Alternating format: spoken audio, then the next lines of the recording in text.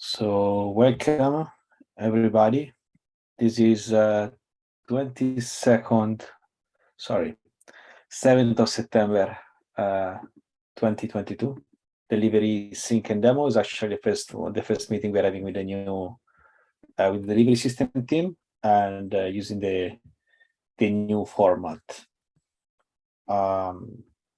So we have also a new agenda format that has been set. So just let me give a brief introduction. I would like that everybody's actively participating to that and adding agenda topics and thinking ahead of time which kind of topics we want to discuss in the meeting. So feel free to add the topics at your convenience, but also maybe give some time to the people of the team, some time to understand and read the agenda if there's something they can contribute to the topic that you want to bring up. This meeting is going to have both as the scope of a sync meeting, but also like the scope of demoing what we're actually working on currently. Thank you, Scarbeck, for adding the YouTube link. I guess we can start with the agenda. Ahmad, you want to verbalize your first discussion item? Yes, the cluster recreation status. So just wanted to give a brief status about where we are with the cluster recreation. So I'm still in the process of untangling one of the Terraform modules. Got some help from Scarbeck and discussed it yesterday, if I remember, about removing this part from Terraform and create the cluster and then adding this part. So we basically start creating the cluster itself. And this part is still in discussion on the MR. So hopefully today we have some progress and we are almost there. I know that this should have been done before the current meeting, but I think we are in a good progress anyways. Okay, thank you, Ahmad. Is there any help that you might need from someone else? You need someone maybe to pair with you or anything else, or you think you are outside of the critical path? I think we are good. Starbucks is already helping with this part. When I'm needing anything, I just like ping him. But I think we are on a good path anyways. Like the hard part is done, so we just like need to resolve the discussion items and then proceed with the next part. Okay, perfect. Thank you. Just please remember to update the epic as a DRI by the end of the day, so we can add also the parent epics update. That's also like Eric maybe can give it a look in case it's needed, or Steve. Sure. I'm gonna revise my discussion point. So this is a bit connected to the discussions around the team split. So there are several representations of this team split, and we are still like actually discussing the various areas of ownership that we are having. And there was one part that was probably still kind of out of discussion, I guess, because it was probably the clearer interface that probably we might have between orchestration system, and was the one around metrics, where system should kind of take care of providing a system to store those metrics and provide interfaces that can be queried to extract metrics, and orchestration should be the one that will actually push those metrics within the system with probably some convention or some well-defined format for that. So I'm actually bringing up this topic here to understand what are you thinking, if it's clear this kind of separation of concerns between system orchestration around the topic of metrics or not, because I would like to start to rescope some activities around the Epic 757 and start to work on that, so we can maybe start to provide a proof of concept and understanding this also fulfilling the needs of orchestration as customer of system. I think off the top of my head, it makes sense that we own this. And as far as the segregation goes, we could provide, and this is part of what the issue that I'm working on should account for, is trying to figure out a way to query things inside of pipelines. So we just provide the necessary how to do that, whether it be some sort of script or what have you. Graham has already suggested using some sort of command line tool that kind of accomplishes one of these goals. It would be up to us to work with the development teams to figure out what metrics contribute towards that deployment health. And I'll touch a little bit on this during my demo, but different teams want to measure differing things.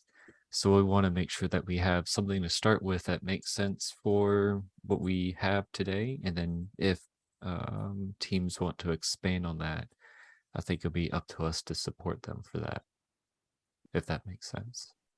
Makes sense. Thank you, Skarbek. Definitely, that's one part that we need. On the other hand, I would like, as part of this 757 epic, I would like to understand also where are we going to store those metrics on the delivery side. So there are a lot of points that maybe are not super clear to me. We have delivery metrics. That's a way of pushing metrics that we have right now and using kind of histogram representation that was extremely useful for release management purposes.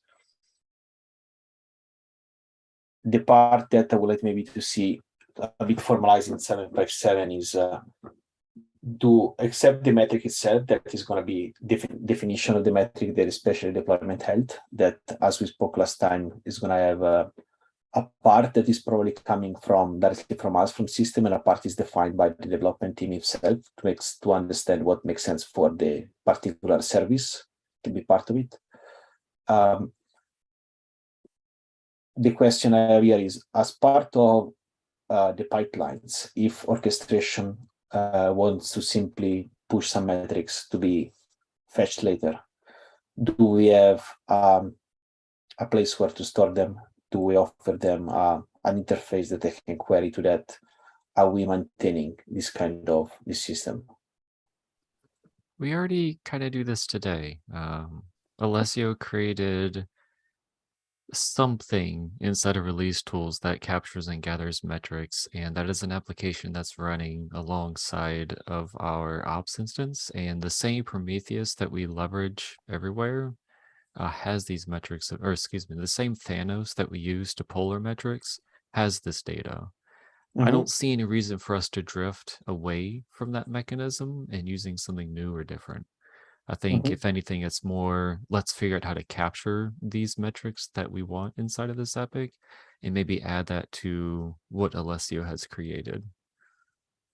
That's my initial take, but I think it would take a little bit of effort to figure out precisely how to do some of these things.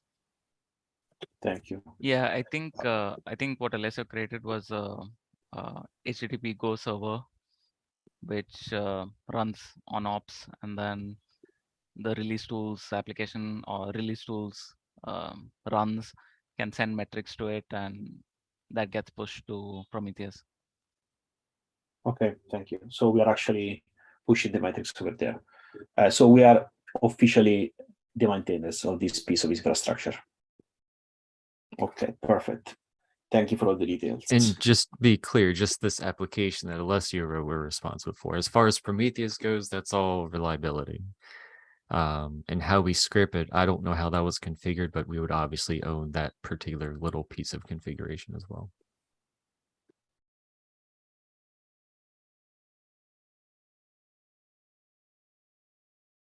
Thank you.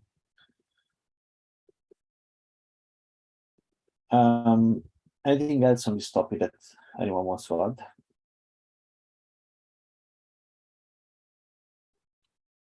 So I'm a little curious about what our policy is about using other third-party tools for metrics-related stuff. does any team in reliability or in infrastructure use a third-party tool other than the standard Prometheus and Grafana? I'm not really sure. I guess it's a good question maybe to ask an infrastructure launch. I guess maybe someone maybe has some ideas. I don't know what's the policy at GitLab for that, but I guess following the right tool for the right job approach is something that probably should look at. And I don't think that we have some limitation on tooling. Clearly, we need to understand also who's going to maintain it, if we're going to maintain it or not. But if we have like in, let's say, technology selection, the best tool for the best job or something like that, or at least use it on the POC and evaluate like pros and cons, I don't see the reason why we shouldn't use it.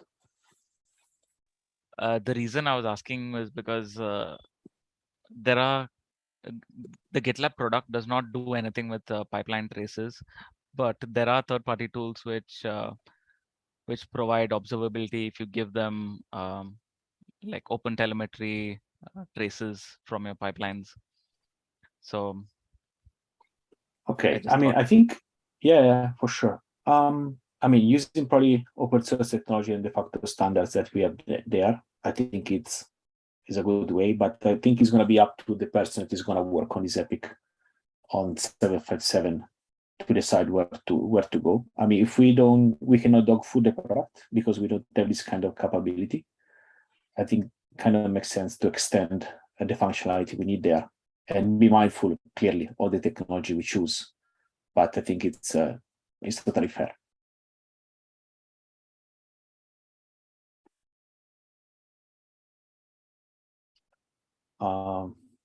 Thank you, Ruben.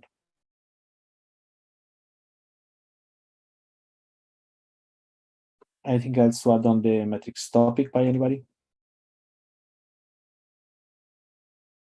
No. Okay, I guess we can switch to the demo part. Skarbek, you wanna take the stage? I guess. All right, I'm going to share my screen.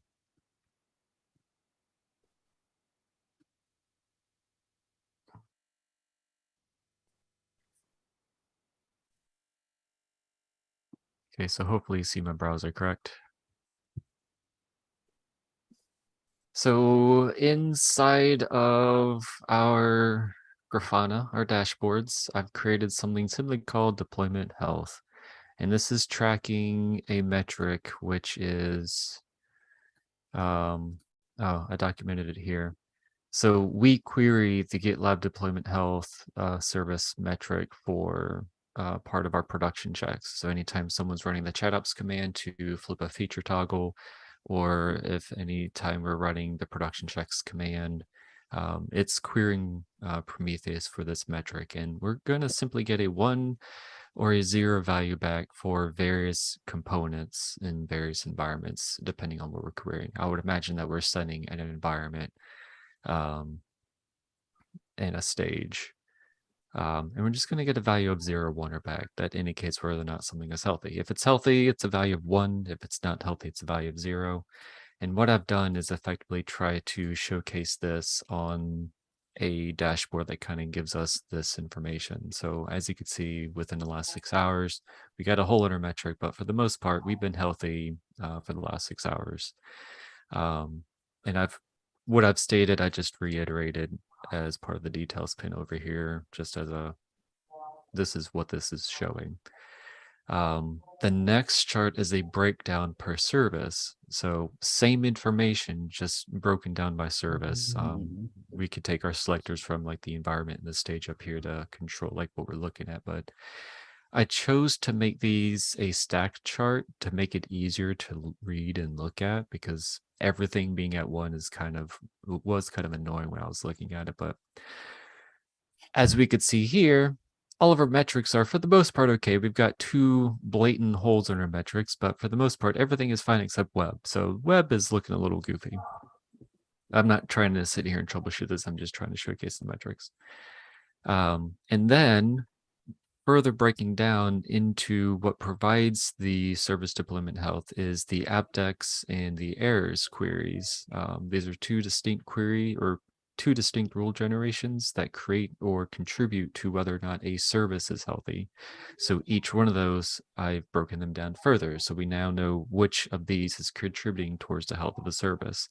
So for example, in this little sliver of time, we could see that the apdex was okay, but the errors was not, for example. So web was probably not healthy in this particular case. And if I hover over this, you can see the red line above. Oh, it looks like it was healthy. So I can't explain to you why we've got holes in our metrics, but we could also adjust what service we're looking at. So you can see API looks a lot better than web right now.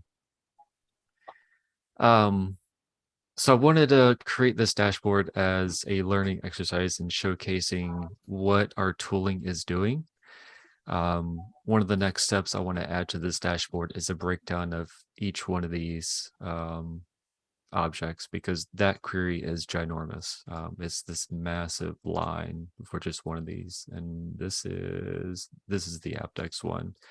So what builds the apdex specific health is looking at the 30-minute, the 6-hour, 5-minute, and 1-hour ratios, and we're doing some fancy math that I don't comprehend on the service. I want to kind of break this down to try to showcase on that dashboard what that does and what it looks like, so that we could understand like which one of these windows are we violating. In the case that a service is experiencing unhealthiness for whatever reason, we have an idea of which specific window we might be violating an SLI for. Well, I guess before I move on, does anyone have any comments or questions so far? Yeah, I have a question, probably a clarifying one. So on the service deployment health, the service breakdown that is like the various services that you just listed there, and each one of those is at least the component that is apdex and errors that are actually a breakdown from the service one, right? Understood correctly? Precisely. Like reading this chart top down, deploy health is a conglomeration of all the service health objects, and then component deployment health is a conglomeration of both apdex and errors for a given service. Makes sense. So theoretically, the moment that tomorrow we're going to have a isolated component deploying, we could actually, and they're going to define which kind of metrics are actually part of their deployment health, we could actually dynamically generate those dashboards for them.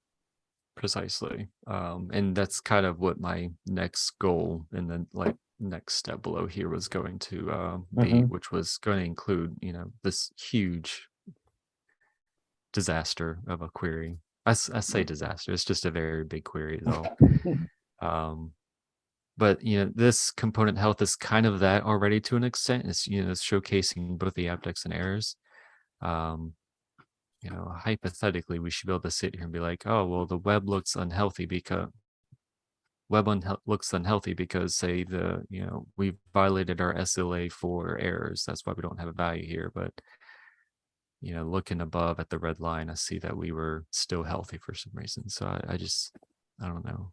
See, we were unhealthy for errors above, but we were still healthy above. I don't know why. But anyways, so like this is kind of the breakdown that you were just asking about. I want to further break it down further just inside of here just to showcase what we're looking for. But yes, we could directly query, this information here. Can I showcase that? Yeah. So like what we would probably do is instead of type equal to registry, it'd be type like if we were just deploying the API as an example, if I could type, okay, I just lost ability. Okay. Thanks, Grafana. There we go. If I run that query, we'll see we just have a healthy service for the API, except for the holes in our metrics, which I can't explain. But we got a healthy service for the API. I think one improvement I would love to do is if we're missing a metric, send it down to 0, just to, graphing that, but, future improvement. Yeah. Thank you. Any other questions? So if we go to yesterday was a pretty bad day for us to deploying. There was some incident. Would have been these impacted? As far as I know, the problems that we had yesterday were primarily QA related, correct? Yeah, there was also an incident. So there was like we disabled Canary for almost the entire day until last night, and we had to deploy a fix. Okay. Well, we do see at one point in time yesterday, Canary was unhealthy for, a block of time. Mm-hmm. If we do a little quick drill down, we could see the get service was unhealthy for just shy of an hour. Mm-hmm. So let's go to the get service. And we're already on the Canary stage, and this is production. And we could see that for the get service, both the AppDex and the errors were violating their SLIs at the start of whatever this situation was, and then we saw that the error ratios was back in alignment, but we were still lacking on our AppDex SLI. Okay, great. Thank you. So I think it's the only place where it was nice to see failures. Yeah, so I think when I get around to adding this chunk of query to a breakdown as another panel, we'll be able to see which query specifically was impacting our AppDex for this get service. Perfect. Great job. Right. So I got one more thing I just want to showcase, but any more questions before I do so? Okay. How did you get that massive query? So that massive query is a recording rule. So inside of our runbooks is a recording rule that gets built. This massive query. So all of these are prefixed with GitLab deployment health service, and then there's errors, and there's one for AppDex, and just those two. But that's where those queries came from, is this auto-generated file. How this file gets generated is mildly complex. I don't want to waste time in this demo trying to refigure that out. But we do have documentation.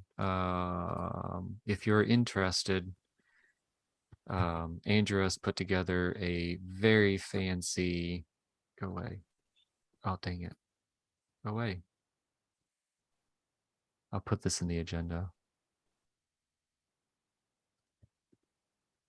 Okay, I put it in the wrong place, but I'll correct that in a little bit. But we do have documentation as to how and why the metrics catalog operates the way that it does. And there's a few things that play a role into this. I don't want to go into that here because it's a very big topic. But we have documentation, which is pretty cool. So I advise everyone to take a gander.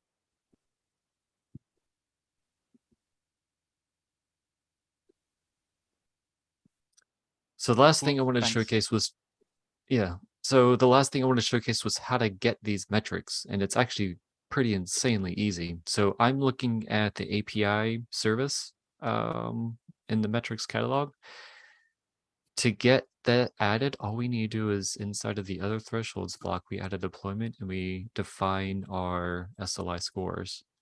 So you can see the API pretty much matches our monitoring thresholds. So these would contribute towards the EOCs getting paged. You can see the deployment matches that. But we see that this is missing for a large chunk of our services. Giddily is one of them. Effectively, if it's not in this list, let's go back to the main stage. If it's not in this list, it's missing inside of our service catalog. So like Giddily, for example, we don't have it. We've got it for, alerting our EOCs, but we don't have it as a deployment indicator. So all we really need to do is sit here and add what I was just showing in the API for all of our service that's missing. The caveat to this, rather, is that the way that query runs inside of ChatOps and release tools is that we are querying it similar to, oh, did I not document it? I may not have documented it. Okay, I didn't document, but our query does something like, give me everything except for the container registry, which we may not want to do right off the bat because, as we see, web is very unstable for some reason. I wouldn't want to add giddily to this and all of a sudden I'm breaking deployments because, something may be wrong with the metric. So I think what I'm going to try to do is touch release tools first to make sure it's querying the services that we care about, which are the ones that we know, like the API, Git, Sidekick, and Web first. Add giddily to this, make sure it's working as desired, and then remove that query. Alternatively, I could sit here and add a feature to our runbooks where we indicate instead of our service definition if the deployment is unhealthy, should we block deployments for, and then that could contribute to the query as well. So we've got options, but those are the next few things I'll be working towards on this particular issue. And that's what I wanted to showcase. Thank you, Skalbeck. Thank you. Good progress. One question about that. Do we have anything in our product readiness review about having those kind of metrics to add to the service catalog? I don't believe so. No. It would be something we should add, though. Yeah. Okay. I need to double check still. I saw it once only. I need, in any case, to go through that. I'm gonna add a memo for myself, and maybe I'm gonna open a merge request and ask for feedback there.